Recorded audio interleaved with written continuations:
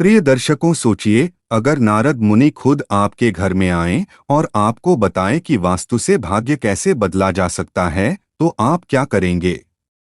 आइए आज नारद मुनि की एक रोचक कथा के जरिए समझते हैं कि वास्तु का हमारे जीवन पर क्या प्रभाव पड़ता है। क्या आप जानते हैं कि आपके घर का वास्तु आपके जीवन में खुशियां ला सकता है या दुख बढ़ा सकता है? कथा प्राचीन काल की है, जब नारद मुनि देवताओं और ऋषियों के बीच संवाद का काम करते थे।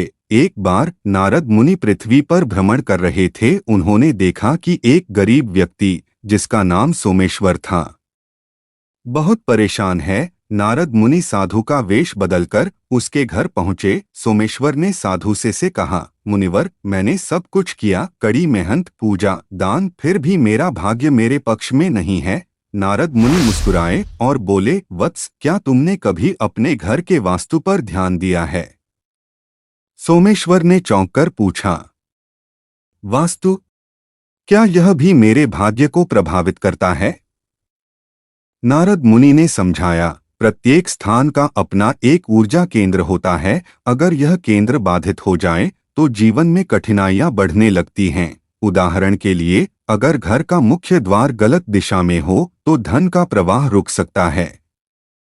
अगर पूजा स्थान सही दिशा में न हो तो ईश्वर का आशीर्वाद प्राप्त नहीं हो पाता। रसोई और शयन कक्ष की गलत स्थिति गृह कलह का कारण बन सकती है। नारद मुनि ने आगे कहा, यही कारण है कि प्राचीन ऋषिमुनि वास्तु के नियमों का पालन करते थे। यह केवल घर बनाने का नियम नहीं, बल्कि जीवन में ऊर्जा के प्रवाह को संतुलित करने का विज्ञान है।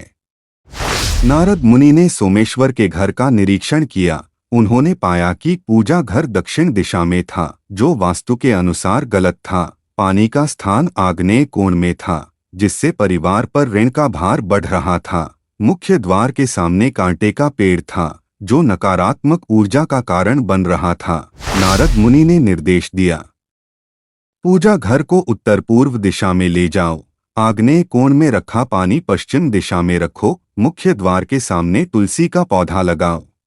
सोमेश्वर ने मुनिवर की सलाह का पालन किया। कुछ ही समय में उसके जीवन में सुख समृद्धि लौट आई। तो प्रिय दर्शकों, इस कथा से हमें यह सीख मिलती है कि वास्तु केवल एक प्राचीन परंपरा नहीं है, यह हमारे जीवन के ऊर्जा संतुलन का हिस्सा है। अगर आप भी अपने घर और जीवन में सकारात्मकता चाहते हैं तो अपने घर के वास्तु पर ध्यान दें।